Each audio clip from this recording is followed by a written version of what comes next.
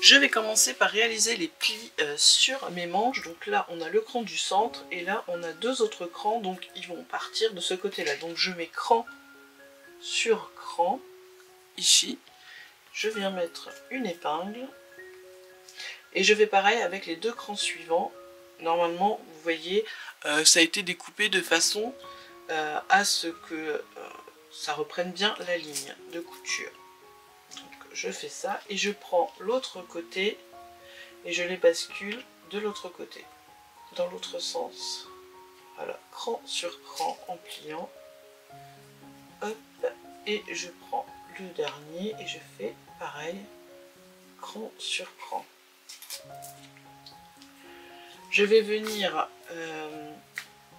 faire une couture de maintien dans ma marge de couture. Donc moi j'ai pris des marges de couture de 1 cm et après on me dit de faire un fil de fronce à partir de chaque coin. Donc là on a des crans dans ces coins là pour venir ensuite raccourcir, froncer le bord pour qu'il puisse s'adapter au parement des manches. Donc je vais faire ça, je vais faire la même chose sur ma seconde manche. Je vais prendre aussi mon devant et on me dit aussi qu'il faut que je fasse deux rangs de fronce. Voilà, alors 2 rangs de fronce de ce cran là à ce cran ici, une à 7 mm et une à 1,2 cm pour qu'on puisse plisser pour pouvoir l'adapter au parement du devant. Donc je vais faire ça. Donc j'ai froncé mon devant, j'ai mon premier parement ici, c'est le parement du devant que j'ai plié une fois en deux et sur l'un des côtés j'ai fait un rentré de 1 cm si j'ai bien compris. Ensuite il va falloir que j'adapte cette longueur à celle-ci. Donc je vais commencer déjà par tirer mon fil du dessous, donc le fil de canette, pour former les fronces. Je vais tirer, en fait il faut que je prenne aussi celui du dessous là.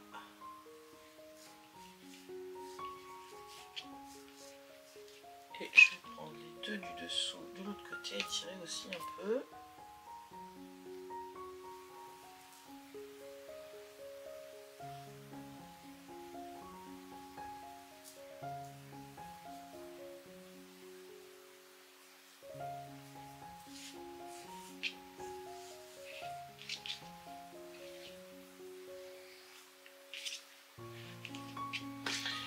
Et je vais mettre endroit le côté qui n'est pas replié sur endroit ici et essayer de tout bien poser. Donc on commence sur ce coin là, on va aller sur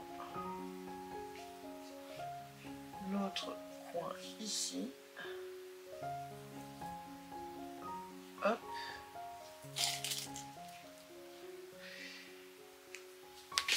Et là je vais répartir mes fronces pour avoir la même longueur que le parement. Alors on essaye de bien tout répartir et voilà.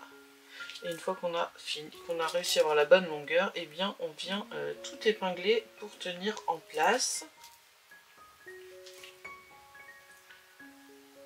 Hop. On essaye de répartir un peu les fronces, que ce soit joli.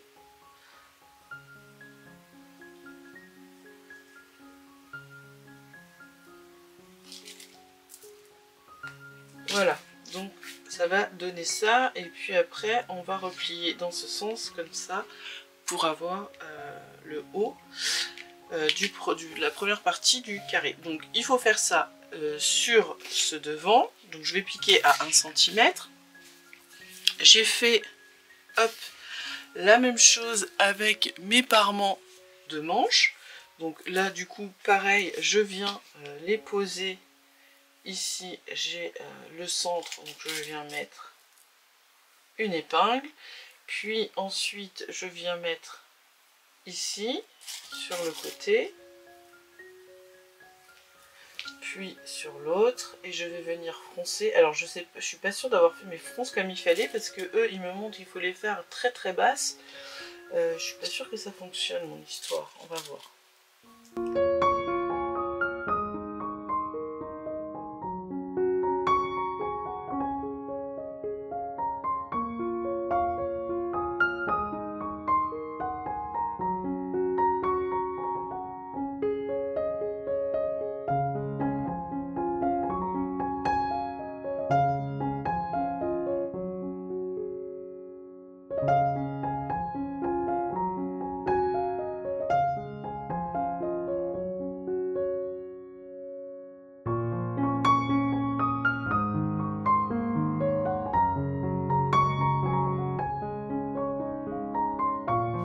bah écoutez, je vais faire la même chose pour la seconde manche. Je vais passer tout à 1 cm et puis on va regarder ce que ça donne.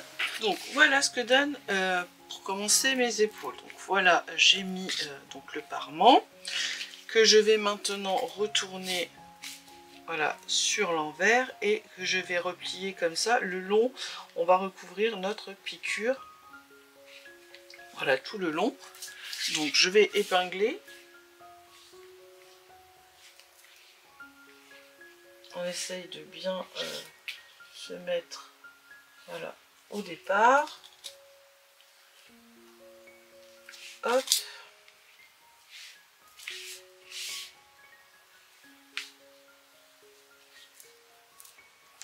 Alors la double gaze c'est pas facile parce que c'est un tissu qui bouge quand même, mais bon, on arrive à faire quelque chose.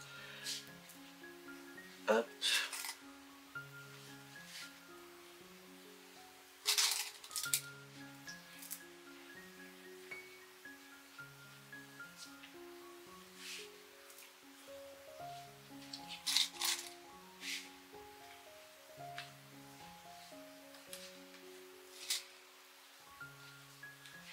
Et donc voilà ce que ça donne. Donc là on aura la partie carrée sur les épaules, enfin un des angles. Donc là vous voyez on a déjà les ongles qui sont mis ici. Là donc, on voit que j'ai bien mis. Donc ce qu'on va faire c'est que je vais venir piquer à 2 mm du bord sur l'endroit pour tenir mon parement. Et je vais faire la même chose donc sur l'autre manche. Et on fait la même chose aussi sur le devant. Et on fait pareil sur le dos, et le dos, il me semble que le dos n'est pas froncé. Je vais regarder. Si, bien sûr que si. Donc il faut aussi que je fasse la fronce sur le dos et que je vienne mettre aussi mon parement. Donc voilà, je vais faire ça et les terminer comme ça, bien comme il faut, les surpiquer, et puis on continuera après. Bon, je viens de me rendre compte que j'ai fait une erreur. En fait, j'ai déjà cousu mes parements sur l'endroit et en fait, j'aurais pas dû. Je vais essayer de vous montrer ici.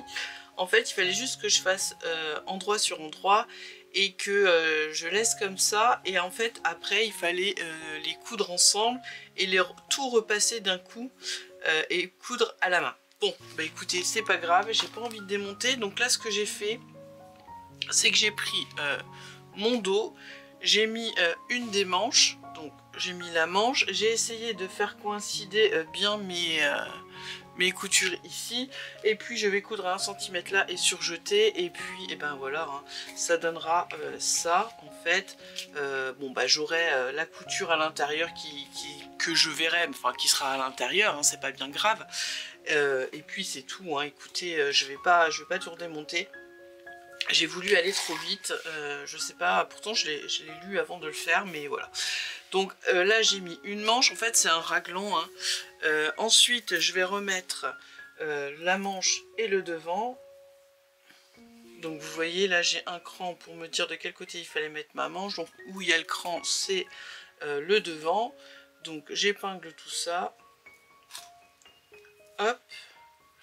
Et c'est ici en fait, j'essaye de bien faire la jonction, voilà, pour que ce soit propre quand même au niveau de ma couture. Et puis pareil sur le haut, d'avoir quelque chose d'aligné. Voilà. Et puis je viens mettre donc mon autre manche. Voilà, toujours endroit contre endroit. Donc là oui, on est sur un raglan, hein, clairement. Voilà, j'essaie de bien faire coïncider mes coutures pour que ça reste propre, hein, quand même, que j'ai pas quelque chose de moche. Voilà.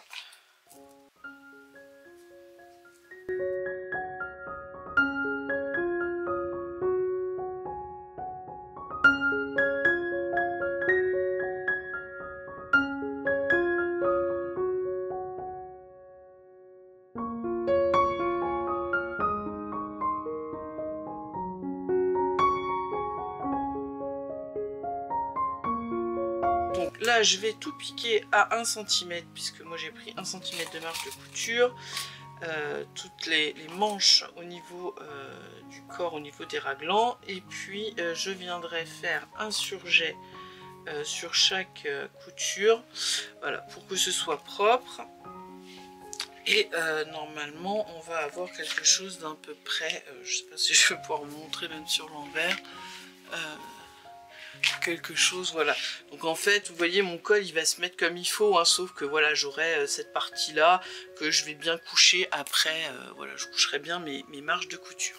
Alors voilà ce que ça donne. Bah, écoutez, hein, j'ai plutôt bien géré les coins. Là c'est quand même très propre. Donc voilà. Moi je suis contente. J'ai l'impression que c'est quand même assez large. Hein. Peut-être j'aurais pu faire une taille en dessous, on verra bien. Donc là ce qu'il faut que je fasse maintenant, je vais froncer le bas de mes manches. Voilà, j'ai froncé le bas de ma manche. Donc, enfin, j'ai passé mes fils de fronce. Donc, pour passer les fils de fronce, hein, c'est très simple. Hein, vous allongez votre point droit, la longueur de votre point droit au maximum, et vous ne faites pas de point d'arrêt ni au début ni en fin pour pouvoir tirer les fils. Et généralement, on prend le fil de la canette pour tirer nos fils. Voilà. Donc là, je vais froncer le bas de ma manche. Hop. Donc je tire sur mes fils et je fronce. Et j'ai pris mes bracelets de manche, donc j'ai fait pareil que pour les pare-manches, je les ai pliés en deux, puis j'ai fait un rentré de 1 cm, donc la valeur de ma marge, que je vais venir assembler ici. Donc je vais retirer un petit peu de ce côté-là pour froncer. Voilà. Et là je vais venir mettre, donc là je vais un peu étirer parce que je vois que j'ai un petit peu trop froncé. Voilà, j'essaie de répartir comme il faut mes fronces. Voilà, et je viens mettre donc endroit contre endroit sur le bas de ma manche le bracelet de celle-ci.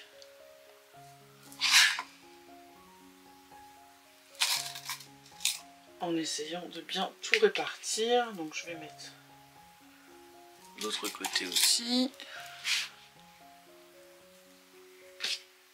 Voilà, je vois que je suis un petit peu trop. Voilà.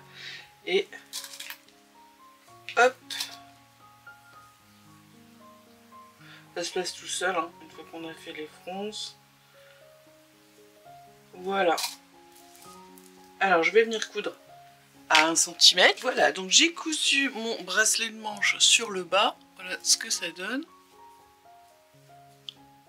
Hop, voilà. Et donc avant de le rabattre, il va falloir que je couse les manches avec les côtés. Donc, on va ouvrir complètement le bracelet de manche. Là, on va venir coucher notre couture bracelet de manche vers le bracelet de manche. On va essayer de faire bien la jointure. Hop.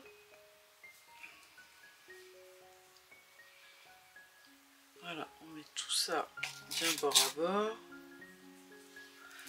Et on continue avec le reste de la manche et le reste du corps. Voilà.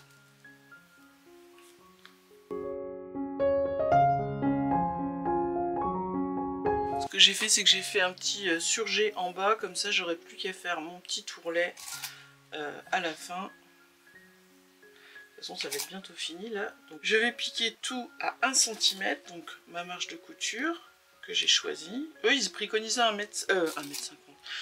1 cm 5, moi j'ai mis 1 cm, c'est suffisant. Voilà, et je vais venir surjeter tout du long, comme ça ce sera propre. Et puis après, j'aurai plus qu'à replier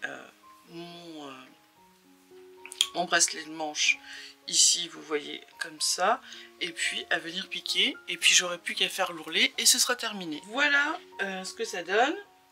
Donc là je vais faire mon repli de 1 cm et je vais venir le coucher comme pour les parements sur la couture, la marge de couture qu'on a à l'intérieur. Voilà, on va épingler. Et puis on viendra coudre à quelques millimètres du bord ici. Alors eux ils disent à la main, après vous faites comme vous voulez, hein. Moi je ne suis pas couture à la main, quand je peux éviter j'évite. Donc là du coup je vais faire un petit une petite surpiqûre à quelques millimètres du bord. Et bah, vous voyez, hein, ça fera comme là, voilà, c'est pas choquant, c'est propre. Je sais pas si vous voyez bien. Donc voilà. Alors, hop, c'est qui est ma manche, voilà, elle est là. Donc j'épingle bien tout autour en rentrant bien ma marge de couture. Et puis après, je ferai mon ourlet en bas et j'aurai fini. Donc on se retrouve avec la tenue portée pour voir le résultat. Donc voilà ce que ça donne. Donc je l'ai fait en taille 46. Sachant que sur le burdage je fais du 48 normalement si je rentre dans le tableau des tailles. Et je pense que j'aurais pu faire un 44 parce que vous voyez, hop, ça va avoir tendance à glisser. Mais voilà, ça se tient hein, quand même. Voilà. Les petites manches comme ça, j'aime beaucoup. Je la trouve très sympa cette petite blouse. Hop. On peut la mettre comme ça aussi. J'aime bien la rentrer comme ça. Alors, au niveau de la longueur des manches, vous voyez, hop, on est vite gêné. Donc, je pense que si je la refais, je raccourcirai les manches. Ou alors il faut vraiment les mettre comme ça. Donc du coup pourquoi pas faire comme la version robe, mettre juste un élastique pour tenir la manche. Voilà. Sinon bah écoutez, regardez le col. Hein. Mon erreur ça ne se voit pas. Hein. Franchement j'aime beaucoup. C'est sympa là avec un petit jean, avec un petit short en été, ça va être super sympa. Mais bon... C'est vraiment quelque chose qui est déjà large, mais je pense que oui, si je la refais, je la referai en 44, parce que là, je sens que je vais bouger, vous voyez, hop, ça commence à descendre, et c'est pas quelque chose dont je suis fan, mais ça va, ça aurait pu être pire, ça se tient, voilà, ça se tient quand même. En plus, dans cette petite double gaze très légère que vous pouvez retrouver dans la boutique, franchement, c'est pas mal. Donc ouais, juste l'histoire des manches, ouais, je sens que ça va me gêner. Donc je vais voir, ça se trouve, je vais y mettre en élastique, voilà, pour que soit ça remonte comme ça, et que ce soit un peu plus bouffant peut-être. Parce qu'en fait là on est entre deux, donc je suis un peu coincée dans le coude, et je trouve pas ça top. Voilà. Eh bien écoutez, j'espère que cette petite vidéo vous a plu, qu'elle vous aura donné envie peut-être de coudre ce modèle, et je vous dis à bientôt pour une nouvelle vidéo.